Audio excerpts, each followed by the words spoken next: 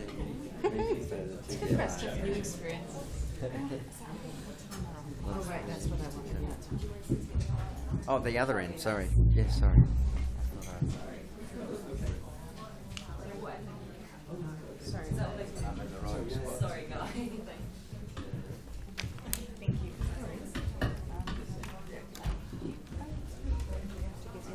Hello. Hi, Sandeep, TV Alliance. I'm Lily Long. Nice to meet you. From Africa Health Research Institute. hi, Sandeep, TV Alliance.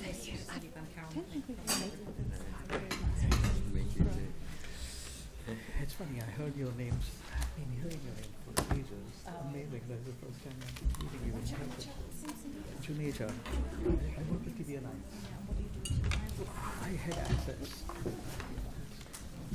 Okay, we all printed out.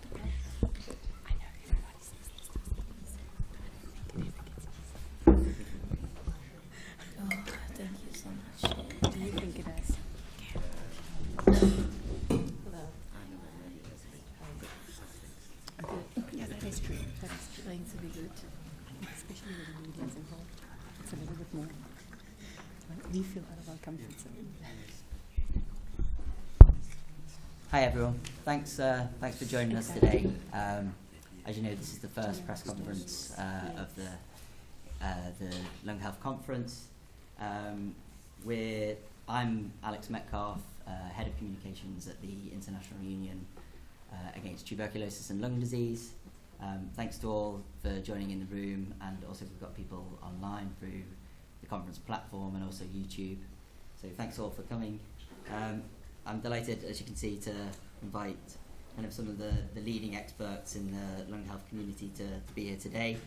And it's an opportunity for you guys to hear directly from them about some of the kind of latest research in the space. So again, thank you all for coming, and thanks for the panel to taking part.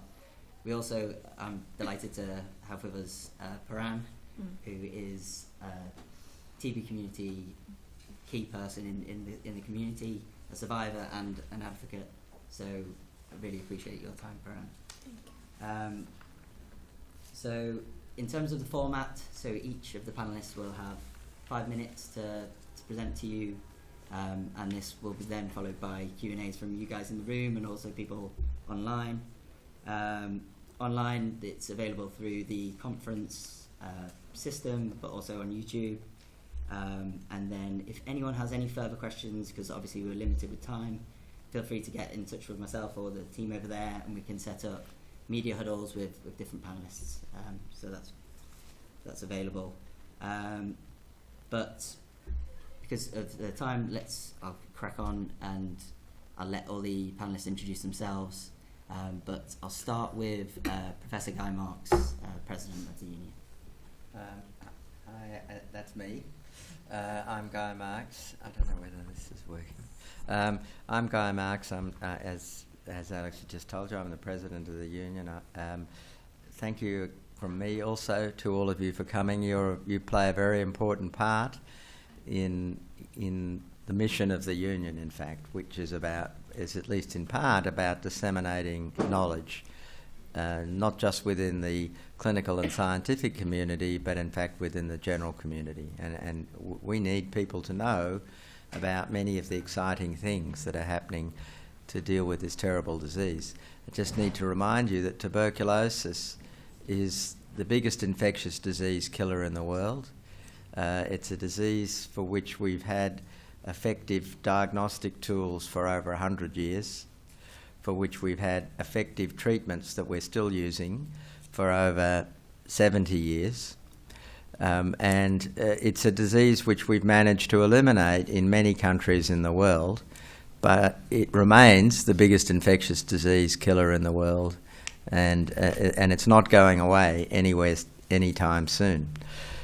We have very ambitious targets, and I believe we have a capacity to eliminate TB in the world, even with the tools that we have developed, but they are getting better. And much of what you're going to hear about today is about better tools for diagnosis, better tools for finding cases, and better treatment regimens more effective, shorter, more tolerable treatment regimens for patients with all forms of different forms of tuberculosis. So, and we need to get that message out there.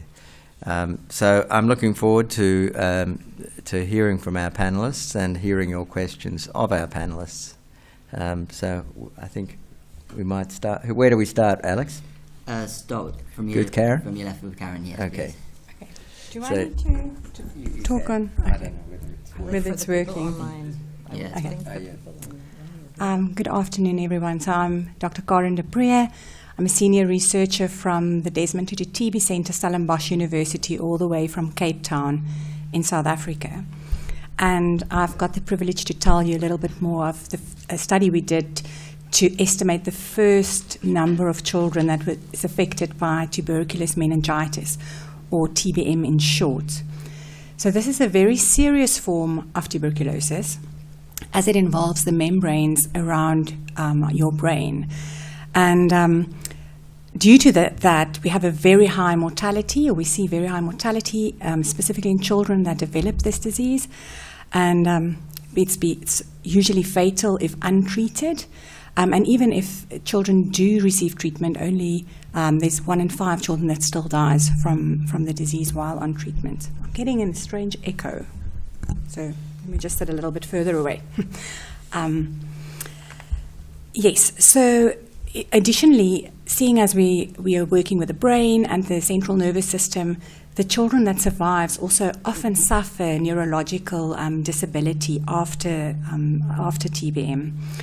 And that really results often in lifelong disability, which has a huge economic and social burden on the patients and their families. So a group of us came together and we decided to develop a mathematical model and to estimate how many children is affected, because we don't have had any idea before globally.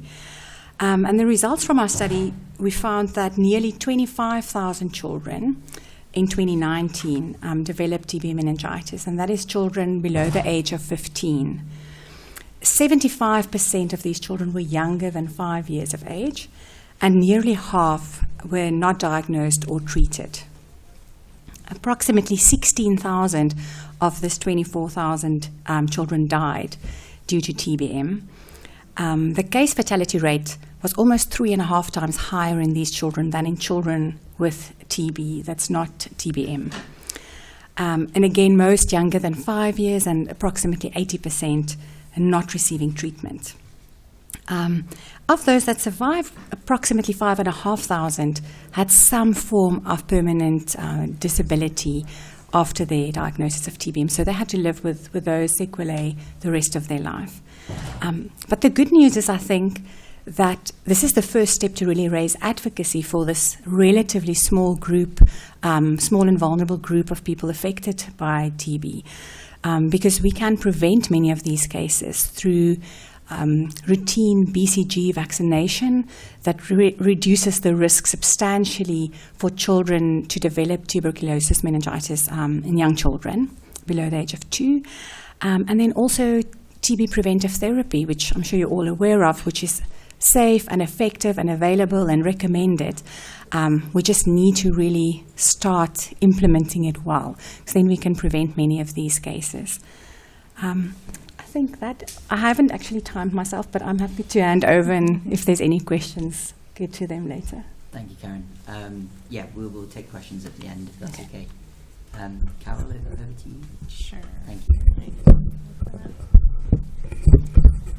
Thanks so much to the union for hosting the press conference, and to everyone for joining. I'm here on behalf of really a global team, the NTB team, and am really grateful to have the opportunity to share our results. So my name is Carol Mitnick. I'm a professor of global health and social medicine at Harvard Medical School and senior research associate at Partners in Health and a co-PI of the NTB trial. So the NTB trial, the results of which we just presented this morning, is a randomized, internally controlled trial of treatment, all oral treatment, shortened treatment for multi-drug resistant TB. The trial examined 5 different regimens all at the same time, borrowing a design from cancer research that allows you to examine multiple regimens at the same time, and looked for multiple successful regimens. And as in the case with TB meningitis, a multi-drug resistant TB, that form of TB targeted by the NTB trial, is a disease that is typically underdiagnosed and undertreated, where roughly 30% of cases actually of the 500,000 cases each year actually get treated, and only about 60% of them get cured currently. But when we started the trial, the situation was actually a lot more grim. So between February of 2017 and October of 2022, we enrolled 754 adolescents and adults with multi-drug resistant pulmonary TB in 7 countries on 4 continents in the world. The study had very broad eligibility criteria. We included people who were living with HIV, people who were living with diabetes, people who had substance use disorders, so that the results of the trial could be generalized to the full universe of people who experience drug-resistant TB, many of whom have these comorbidities. The 754 participants were distributed among 6 arms, and at least 120 participants got one of each of the novel regimens. All of the novel regimens contained 4 or 5 drugs. They each contained one of the newer agents, at least one of the newer agents, bedaquiline or delaminid. They contained an older agent that was really important for shortening treatment for drug-susceptible TB, pyrazinamide, and they also included the kind of keystone of drug-resistant TB treatment for a long time, of fluoroquinolone, as well as 1 or 2 repurposed drugs. The patients in the control arm received this WHO standard of care regimen. So it was a very strong regimen to try to make sure that any regimens that were successful in the NTB trial, we had great confidence that they were successful against the current standard of care. So we found 3 regimens that were at least as good as, or non-inferior to, the current standard of care. And there was one regimen that was, one of those 3 was actually superior to the standard of care, achieving successful treatment outcomes in 90.4% of the study participants in that arm. The results of the analyses of all these 3 regimens, the results hold up across multiple analyses for these 3 regimens. So they're very robust results from a kind of statistical and scientific point of view.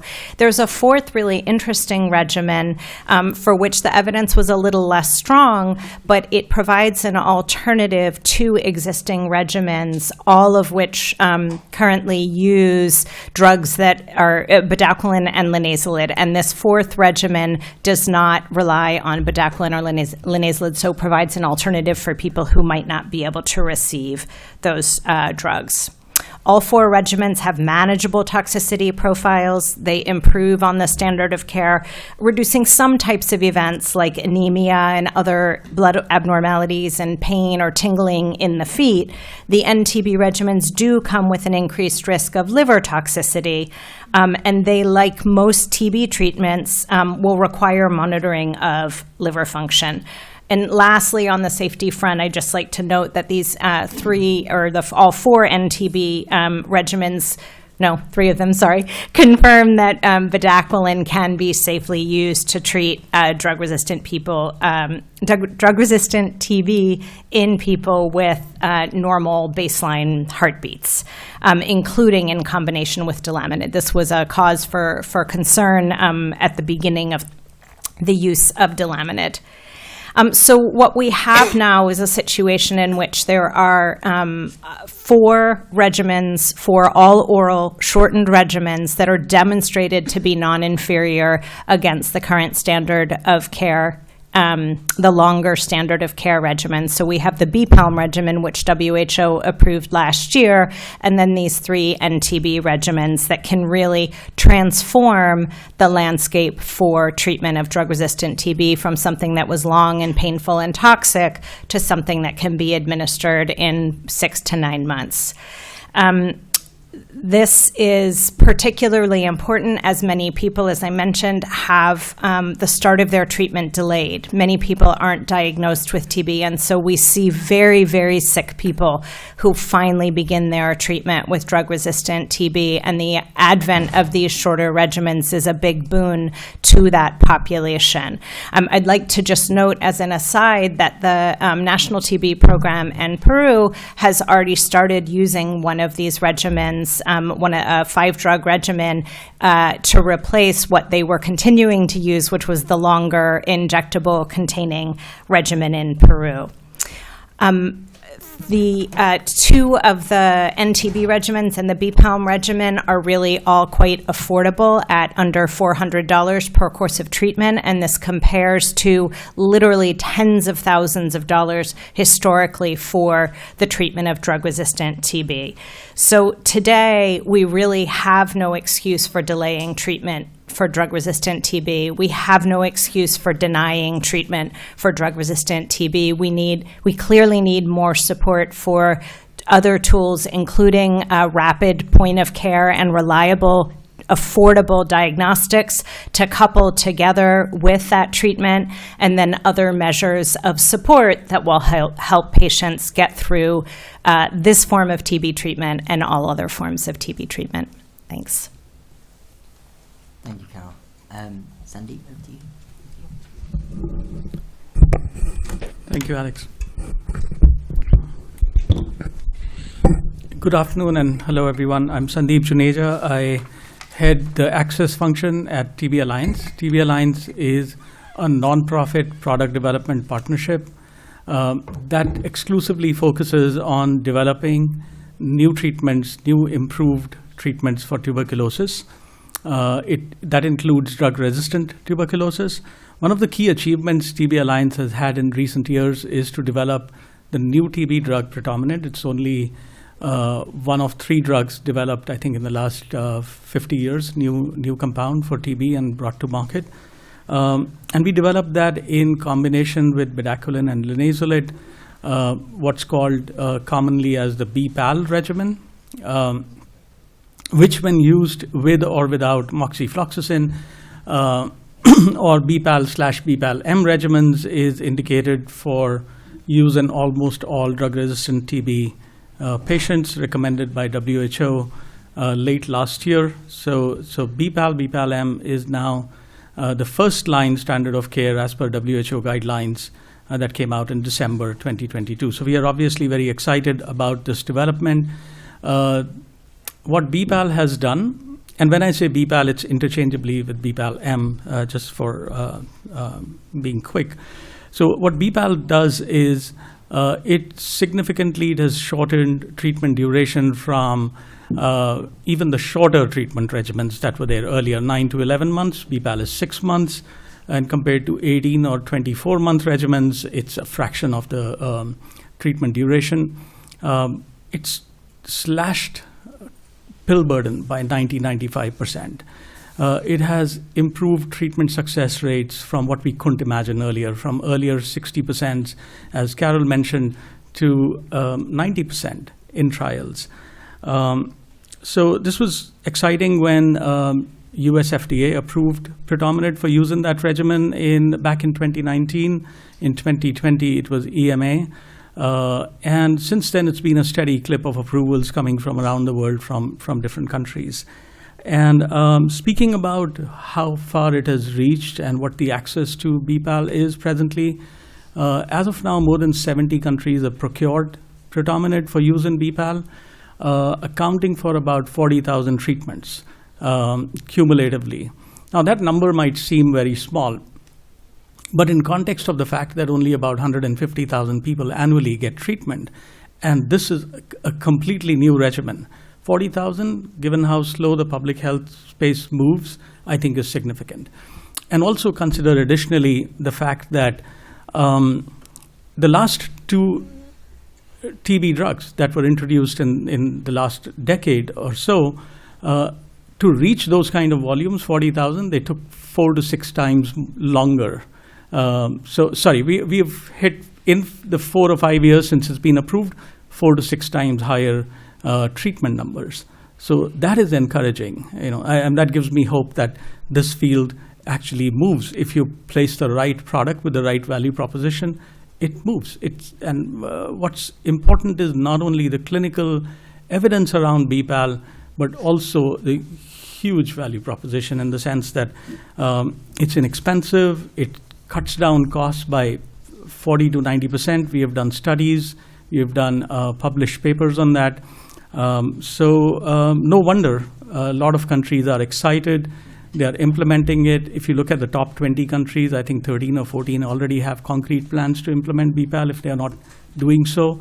And unless a country today has real regulatory reason or a legislative reason, I can't think of a country that isn't using it. And if they are not using it, they are an exception, not the rule.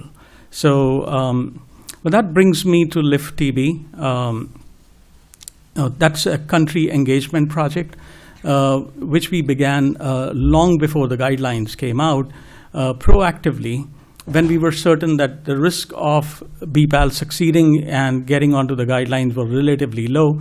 We began working with countries to launch what is called Lift TB now. It's a 7-country project operating in Myanmar, Vietnam, Indonesia, Philippines, Ukraine, Uzbekistan, and Kyrgyzstan. Ukraine was the first country off, treating patients under what is called operations research or doing an implementation study. And we are excited that there's several Lift TB based abstracts that have been accepted at the Union, and they are being presented. Later this afternoon at 3 o'clock, one of the Lift TB collaborators is presenting outcomes from the Lift TB project that shows that data from 5 of the 7 countries, that is Indonesia, Kyrgyzstan, Philippines, Uzbekistan, and Vietnam, from 319 participants showed a 94.5% success rate. Now that's even better than clinical trials. Now the numbers are small. I know this could vary with thousands of patients, but still it holds. The clinical trial results are holding in implementation studies, which is very, very encouraging. And driven by these results, the Lift TB countries have all decided to start programmatically implementing BPAL. 4 of those countries have already changed their guidelines, with Ukraine changing their guidelines within 1 month of WHO guidelines. Now, this is a country which is going through a lot of issues and problems, but they're so excited about this that they changed their guidelines. They prioritize this with everything else that's going on. And Ukraine is also presenting its results from Lift TB and beyond in this conference, and they're also getting about 90% success rate with BPAL. So if anyone is interested in interacting with the researchers or the physicians from these countries, let us know. We'll be able to connect you with them.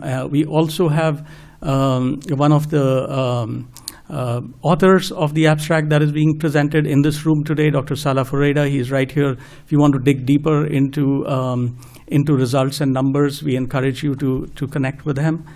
And to wrap up, what's next? I think Lift TB has shown the way, and the early adopters like South Africa have also shown the way that BPAL and shorter treatments are the way to go. There's no excuse, as Carol said, now to introduce these regimens.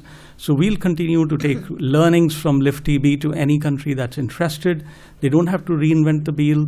They don't have to learn how to do this again. Countries are very interested to work with other countries to shorten the process of implementing the treatment, and we are there to catalyze that, and TB Alliance will be involved in doing that work. So and happy to answer any questions you may have on this. Thank you. Thank you, Sandy. And Emily, over to you.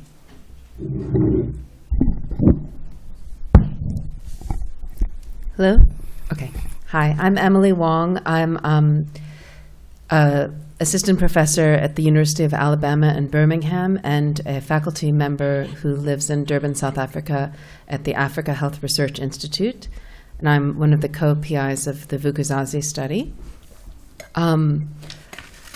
So I was asked today to highlight some results. The title of the abstract, which will be presented later this afternoon, is Subclinical Drug-Resistant TB is Missed by MTB-RIF in a Rural South African Community.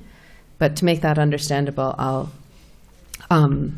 tell you a little bit of background. So according to the paradigm, people who have TB have symptoms. They're coughing for several weeks, they have fevers, they have night sweats, they unintentionally lose weight. And this is the message that we give the public.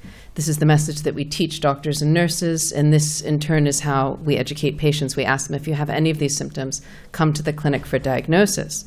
However, when we and other people around the world have gone out into communities and tested everyone for TB, whether or not they have symptoms, it's consistently been shown that about half the people who have the TB organism in their sputum actually don't have any symptoms at all.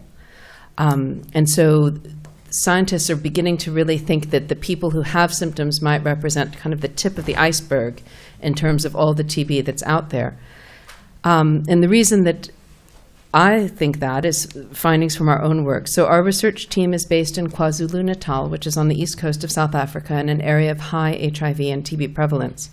And between 2018 and 2020, we conducted the Vukuzazi study. Vukuzazi means wake up and know ourselves in isiZulu. And the idea was to understand important infectious and non-communicable diseases in our community.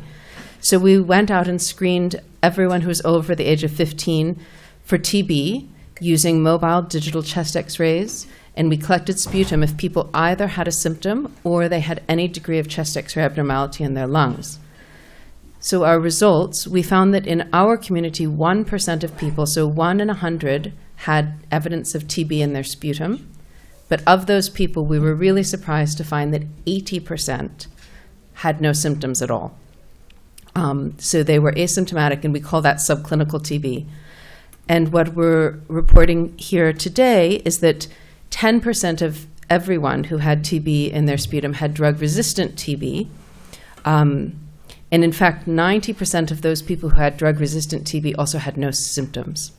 And that included 5% of people who had multi-drug-resistant TB, meaning that their organism was resistant to the two most frontline drugs, isoniazid and rifampin.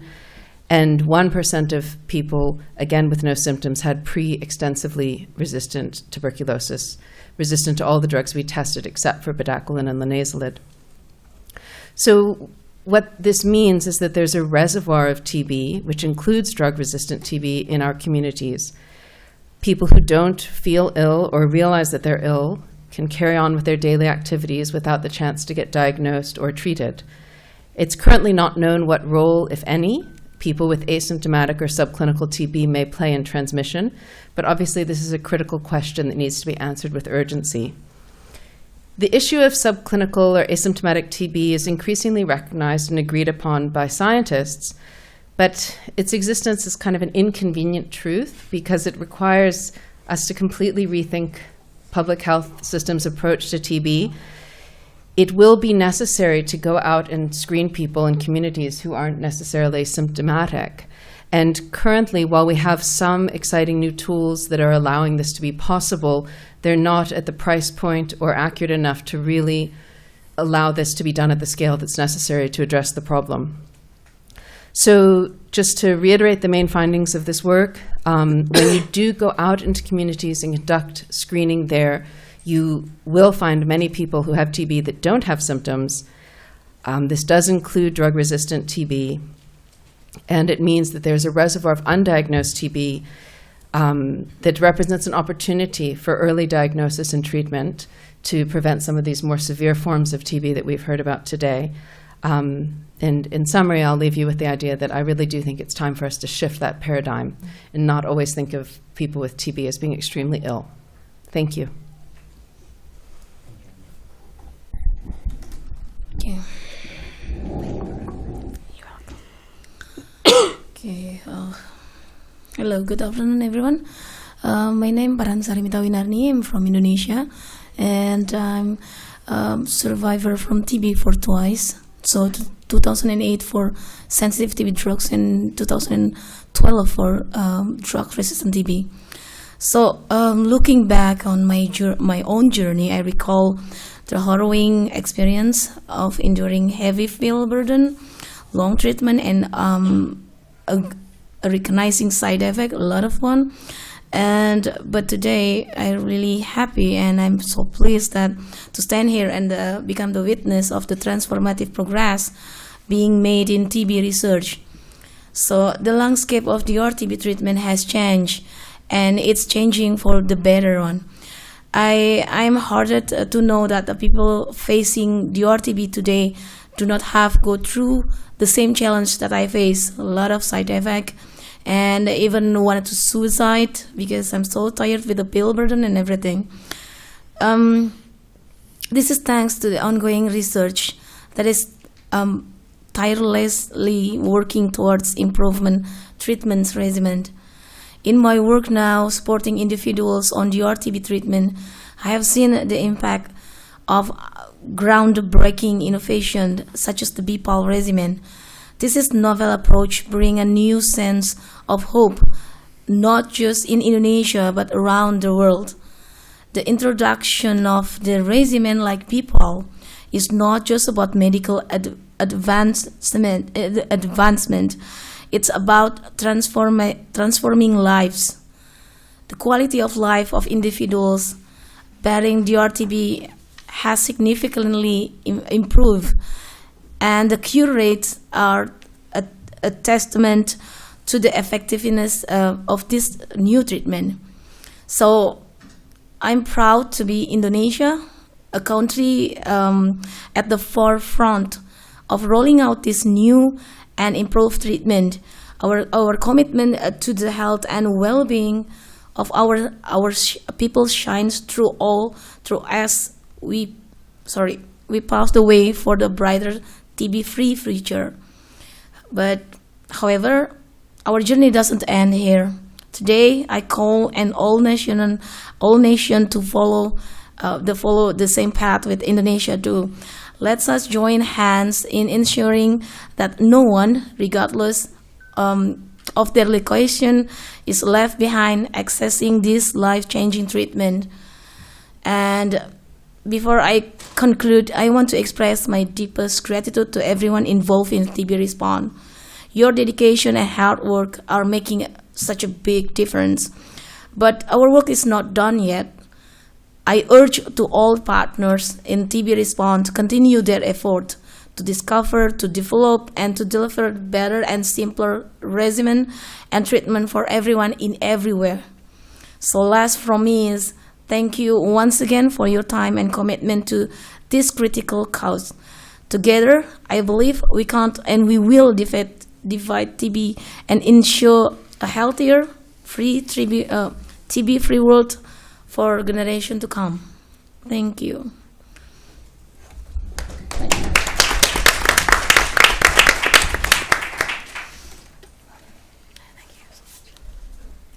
So thank you everyone for that. Now I can open up to the floor and also the people online if you've got any questions. If you don't want to ask them on the mics, there's the QR code there if you want to write them through the platform. But yeah, I'll open it up to you guys for questions.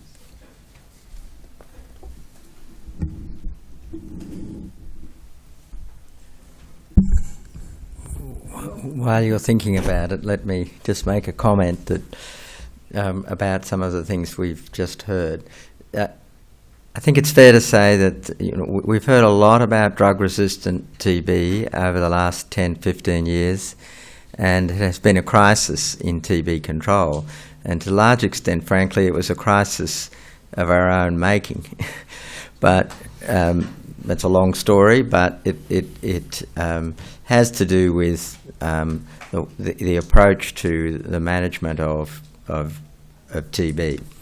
But the developments, two particular developments that have occurred over the last few years and have accelerated over the last year and again accelerated at this conference. One is the capacity to diagnose the key part of drug resistance at the time when the patient starts treatment. So for a long time, the way we diagnosed drug-resistant TB was to give all patients standard drug treatment, and if they didn't get better, we said they had drug-resistant TB. That, of course, is a disaster. Some patients die during that time, and many patients infect other patients during that time when they're not effectively treated. And that was really the origin of the crisis of MDR-TB, the failure to diagnose and treat drug-resistant TB. The other problem was we didn't have effective, tolerable and affordable regimens that many patients, even if they were diagnosed with drug-resistant TB, could take.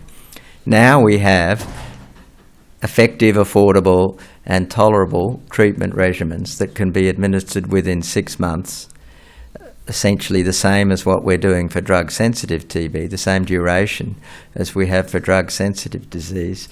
And we're getting very good, as we just heard from Carol, very good outcomes, not just with the BPAL regimen, but here at this conference heard about other regimens that are also very effective. So the two things that are revolutionary have changed the whole field of drug-resistant TB. Rapid early diagnosis in every case, and access to a tolerable, effective and affordable regimen.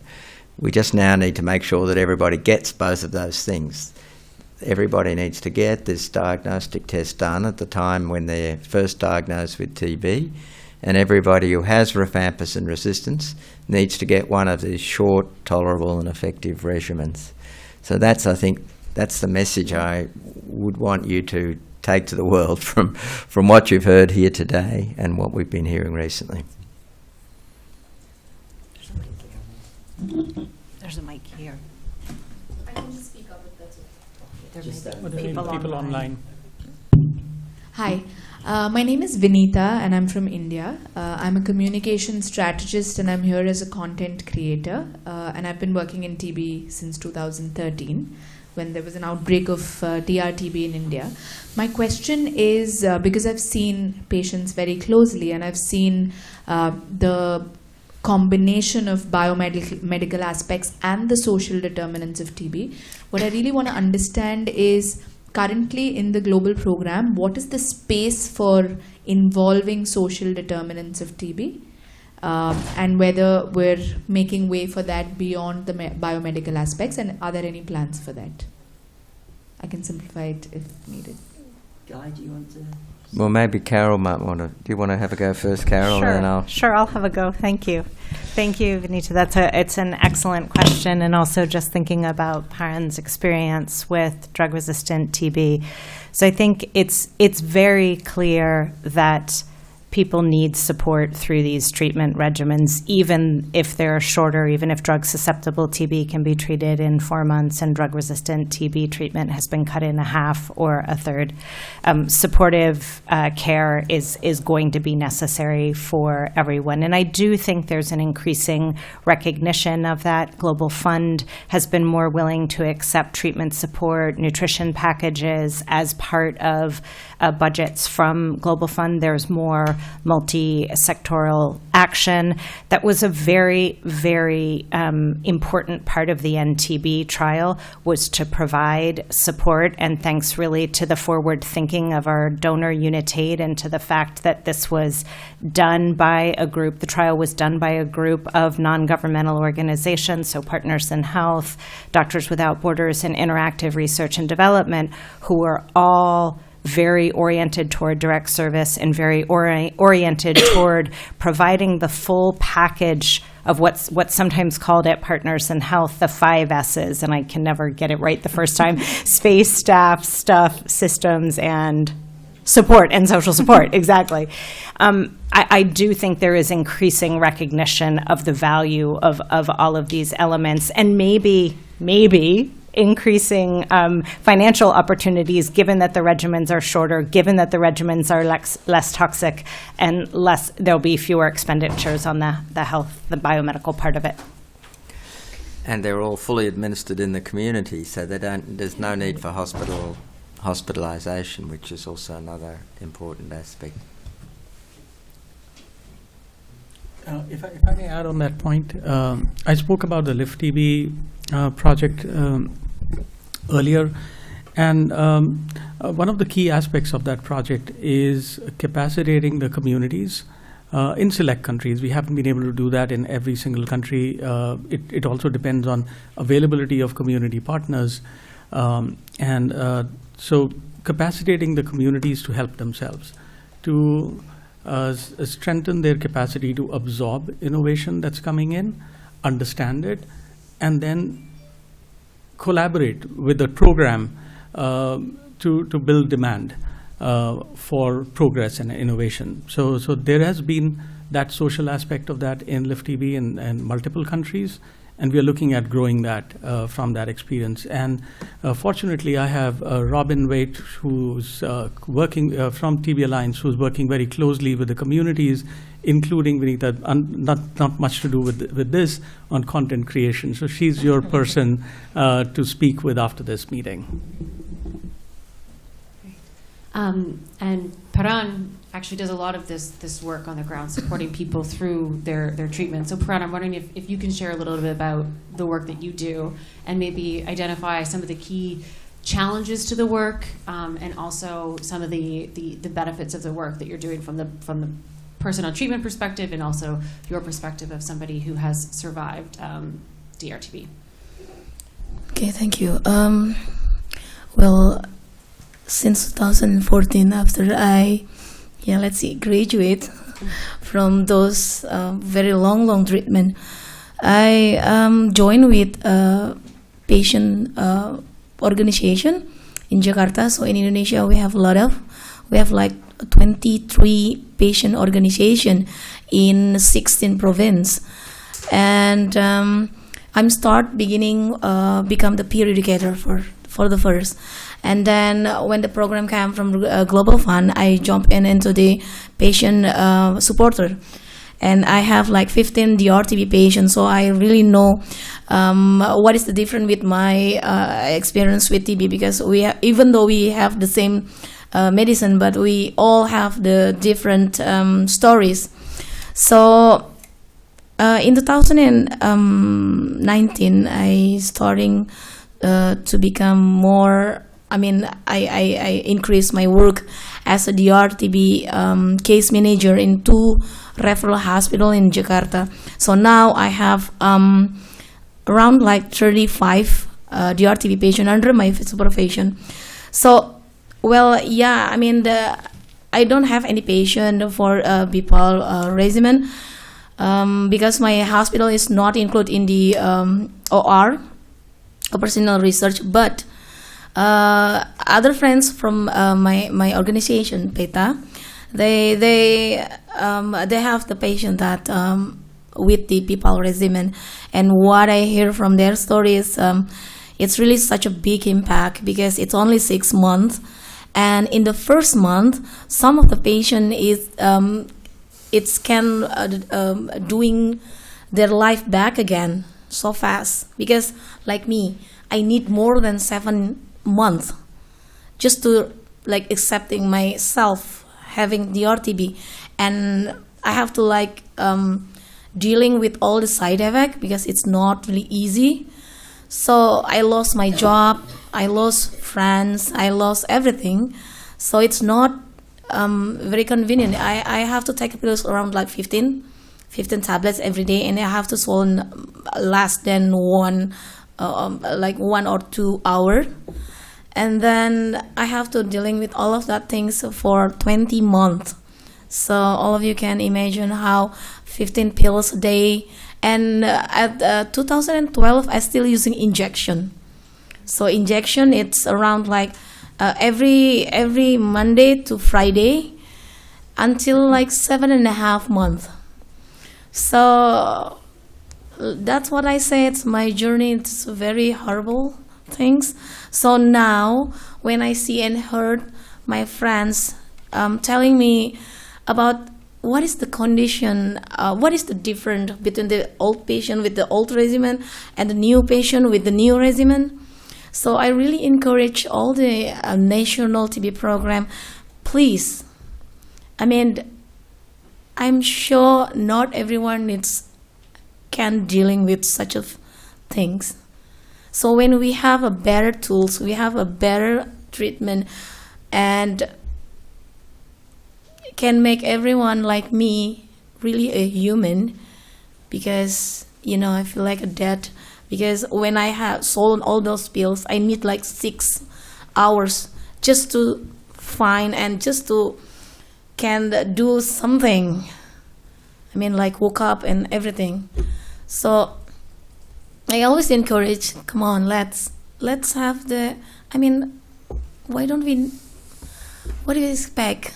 I mean, one thing for sure, I know the program, it's really encouraged to put in a number of it, but please just remind in yourself that behind the number there's a human being. It can be your loved one, it can be your friend, your love, or anyone. And if we can bring these new tools with the very, very good treatment, then why we have to postpone it? It's about life, it's about human, and it's about how you can feel life. I can't do anything when I had my DRTB journey. I can't. But now there is a hope. There is really a hope where people like me can really feel like a human being, can treat it as a human, and everyone is really care about it, because when you know there is new regimen with less side effect, you not postpone it to make it increase in your country. Yeah, thank you.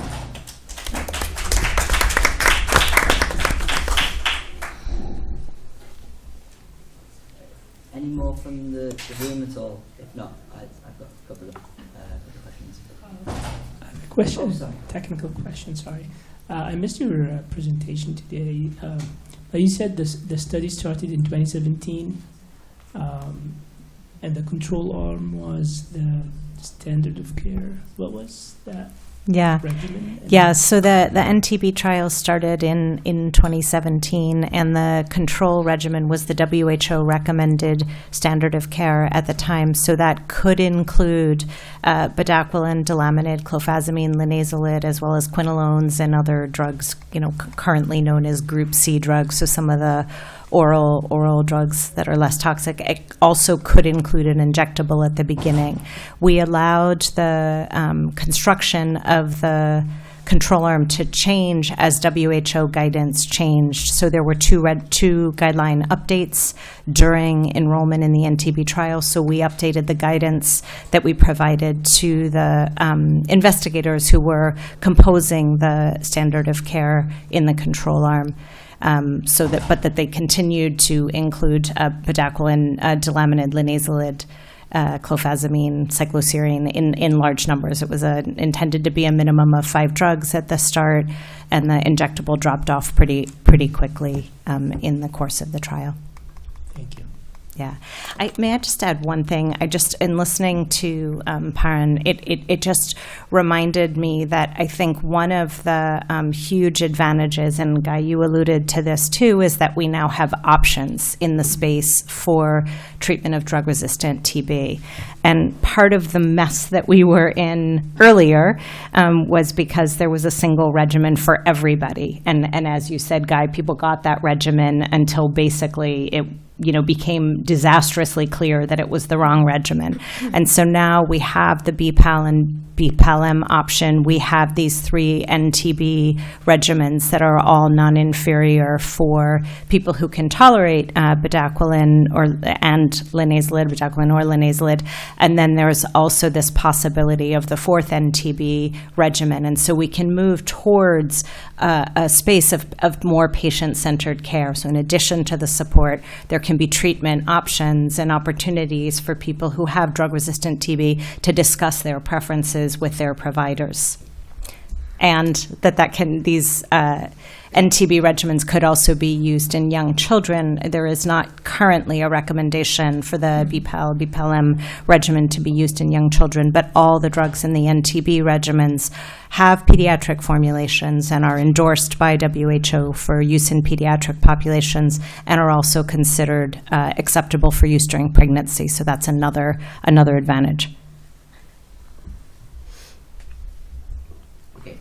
Emily, I have one for you that's come online.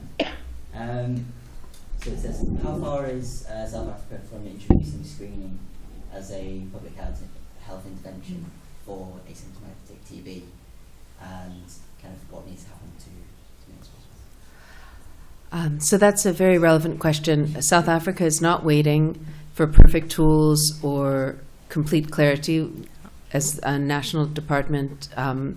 There are now guidelines for community-based screening of asymptomatic individuals using digital chest X-ray and sputum testing for Gene Expert.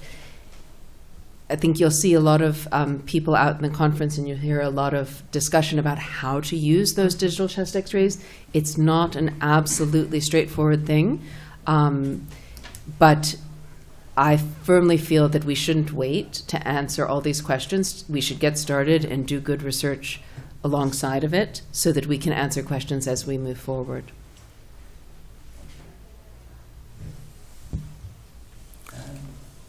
Just to add to what Emily's saying, if I could, in response to that, I mean, not just in South Africa, but in other high-burden countries, I absolutely endorse that is a critical step forward. The evidence that there is a large part of the burden of tuberculosis is people who don't have symptoms, or even if they do have symptoms, the symptoms are fairly non-specific, and either they or the doctor that they first see ignores them or treats them as something fairly minor.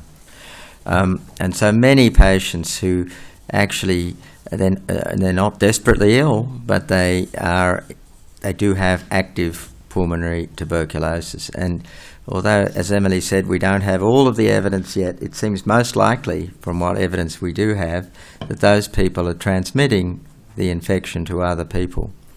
So the real reason to find those people really is to stop the transmission of the disease.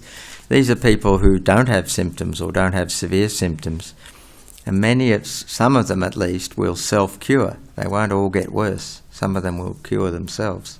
That's what happened before we had any drugs. Many patients, and we still see, when we look at x-rays, those of us look at a lot of x-rays of people, we see x-rays that show that the person has had tuberculosis in the past and they healed, and you tell the patient, you've had TB in the past, and they say, no, I haven't. But so this is common, and during that period when they did have TB, they likely infected other people in the community. They themselves came to no harm, but the person that they infected may well have come to quite serious harm. And that person who they infected will have infected other people. And that person again will have infected other people. So this is how the chain of transmission continues. And it's that we need to stop. And this new evidence is strongly pointing to the fact that if we're going to stop TB, we have to find the people, we have to break the chain of transmission. And you've seen probably a little bit around this conference, we need to find TB to end TB. We need to find all of the people who have TB to stop them from infecting other people so that we can actually break the chain of transmission and end this thing. And because many of the people who have TB don't have symptoms, we can't rely on the old model, which was that we wait for people to come to a healthcare facility and get diagnosed and treated. Because if we do that, we're going to miss probably the majority of people who have TB. And if I can just add one thing to what Guy's just said that also speaks to the social aspects.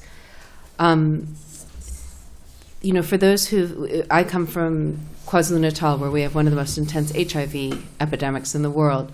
And it used to be that to get diagnosed with HIV, you had to get very, very sick, really, really sick before you got tested, and then maybe there wasn't treatment at first. Eventually there was some treatment. There was huge stigma, huge social consequences. Recognizing that there was an earlier stage of infection that was asymptomatic and starting to go and treat people at that stage completely changed the social context of that disease and also the stigma. And I think one of the ideas that's emerging in the TB space is that as we start to go out and diagnose people who are asymptomatic, we'll also be finding people in an earlier stage of disease. It will change the social aspects, and people don't have to necessarily get as sick and maybe end up with permanent lung damage if we can find them earlier, prevent transmission, and help protect their health. Yeah. That's a great point. And I've just got one last one for you, Karen. What is the impact of child tuberculosis, meningitis, and what was the difference in the kind of age groups? Thanks, Alex. I think the impact, as I've sort of been listening, there's a lot of cross-cutting between pediatric TB and specifically TB meningitis and DRTB. Specifically because these kids also often present multiple times at healthcare services, because in the initial stages of the disease, they don't have very specific symptoms that's subtle. Often one of the most important symptoms is the fact that they had a TB contact, and that's often missed. And then by the time they get diagnosed, they are living with, they're diagnosed with stage 3 TBM, which is sort of the most advanced clinical stage, which have high morbidity and high mortality. Whereas if we could have diagnosed them earlier on and have a higher index of suspicion, we could have prevented not only deaths, but also the morbidity. Your other question was around the age difference groups. in age groups, if there is. Okay, so yes, so obviously the younger kids are more, we have a higher risk of disease progression, and it's mostly because of their more immature immune systems when being exposed to tuberculosis. So in children, we have this high risk, especially in the under ones, but also in the entire under 5 age group, which then sort of declines a little bit between 5 to 9 and adolescence. And then often as the HIV epidemic sort of comes up there, you'll see changes again. But our study looked specifically at the 0 to 14-year-olds. And in the presentation that I'll be presenting later today, we'll present some age disaggregated data as well. Thanks, Karen. So we're kind of coming up to time. Guy, would you mind giving some closing remarks? Yes. I've given quite a lot of remarks already, actually, to be honest. But anyway, I won't say anything much more, but I think probably just to thank everybody in the audience, the journalists for coming. As I said at the outset, we're very grateful for your support in disseminating this knowledge, and also to the presenters here for coming and talking about your excellent and exciting work. I found it very interesting because I don't actually get to see much of what's going on, so I only get to hear about it here. So, good. Thank you very much, everyone. See you tomorrow. Thank you. Thanks so much, guys. Sorry, just same time tomorrow, same room. Let me know if anyone hasn't received the press releases. Just come and speak to that. But if anyone needs any further information from anyone, again, let us know. We can set up on the Thank you. Thank you. Nice to meet you. With the patients as well. I mean, no research. No, we basically just tried to support them however they needed support. And so there is You want to go one of the teams in Peru actually is now working on a qualitative study that would be retrospective. It would be going back to talk to the study participants to ask them kind of what the experience was like, what social support they needed, how, if it was helpful, how it was helpful. I guess it's also a bit difficult because many of them, you might have those that had been treated before and are then treated again. Yeah. That would be interesting, right, to sort of have that different experience. Yeah. But obviously, most of them would hopefully have either the better treatment. Yeah. But even just saying that experience was actually not as, if I was listening to her saying Right. how arduous. Yes, and when Chiara was speaking yesterday at the Child and Adolescent Working Group meeting, she was also saying how she felt. So she was, I think, 13 when she developed MDR-TB, and how significant the mental health impact was for her. Yeah. And I was just thinking, whether there's a lot of things often, even if we could just say actually it was not that hard. You know, Right. when we have this new treatment. Exactly. I could actually go on with my life. It was not that difficult. Hi, how are you? Sorry. No. No worries. Say it again, sorry. So you the person that Sandeep referenced, yeah, as the, okay. Great, really nice to meet you. And I live in Boston. Oh, you do? Okay. Okay. Oh, in Sudbury. Okay, so you work remotely. Very interesting.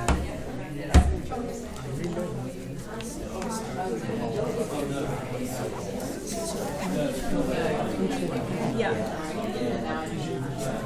So the reason is we did X.